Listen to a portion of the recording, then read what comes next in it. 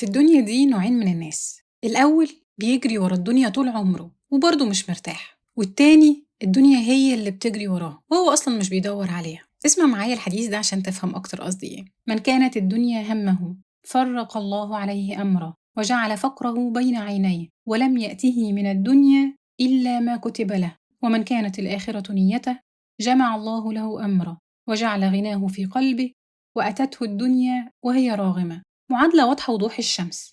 لو الدنيا كل همك، أمالك وأحلامك كلها دنيا، من أول لما بتصحى لغاية لما بتنام دعواتك كلها دنيوية، هتلاقيك طول الوقت قلقان مش مرتاح، حياتك مشتتة، مفيش بركة ومفيش توفيق. ممكن يبقى معاك رزق كتير وخير وفير من عند ربنا، بس دايما حاسس إن في حاجة ناقصة، دايما محتاج، دايما بتبص على اللي ناقص. طب انت عندك خير كتير، لا أنا عايز اللي ناقص ده.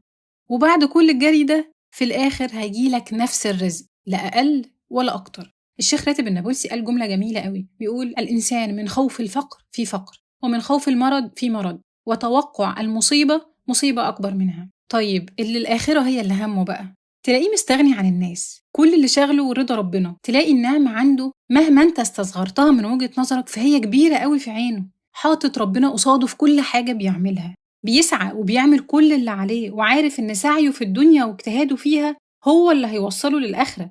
مطمئن بإن رزقه جاي، دايما قناعته واضحة، ربنا قبل كل شيء. الشغل والمذاكرة مش هغش فيهم واخد حق مش حقي، مش هسرق عشان أكسب في الدنيا واخسر الآخرة. أكلي حلال، شربي حلال، ما عدا ذلك أنا مش عايزه، وقلبي راضي ومطمئن. النوع ده الدنيا بتجيله وبس كده. أعاننا الله وإياه.